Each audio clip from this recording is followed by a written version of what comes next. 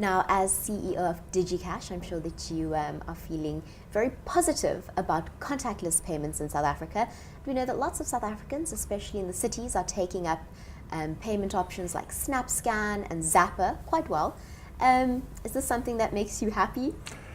Well, I think moving towards, I think banking industry has come a long way, but technology has come along quicker.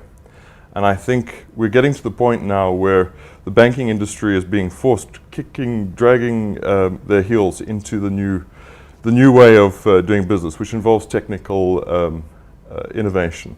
So it certainly makes me happy because banking has a very long turnaround time to adjust to new technologies. But at the end of the day, like most businesses, it's the consumers that demand what's happening.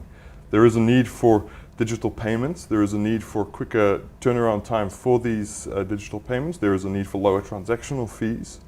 And it means less risk to the banking sector. So all of these things marry up that I think it's about time that something like this started happening, and it bodes well for the future of banking in South Africa.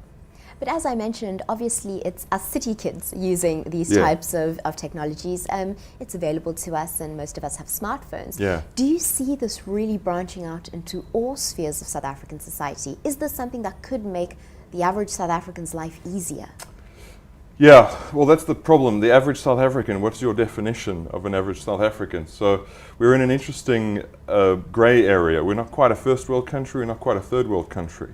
So technologies such as M-Pesa sitting in Kenya has done very well, and that you can apply those demographics, largely unbanked or previously unbanked, moving towards the technology, hence the uptake. South Africa, we're in a grey area, so I think the challenges is either accepting the fact that one size isn't going to be able to fit all for now, and adjust accordingly. I think that's a grey area, and there's a lot of different technologies and a lot of different things in play to get there. I think if we look at fundamentally and systemically, the real problem is that the large majority of South Africans are unbanked or unbankable, either by choice or by traditional ways of vetting somebody. And I think once we overcome that, that's when the city kids and the rural kids will be able to sort of find a common technology.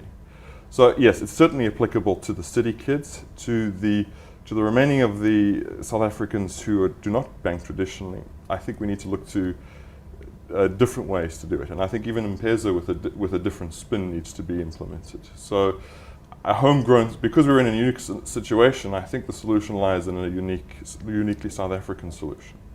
Especially considering the mobile phone penetration in South Africa. We do have these devices out there. I suppose it's just a matter of bridging that gap between the banks and the people. Yeah, so one of the theories that's often thrown about is the cell phone is ubiquitous.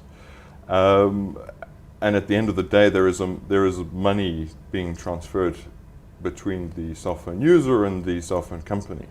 There's your source, there's your back-end bank. Good in theory, the reality depends on the uptake of it. I mean, it's a very complicated industry, and there is a lot of ways where we do something today because we did it this way yesterday, rather than looking at iterative leaps, let's say iterative steps, what leaps can we take?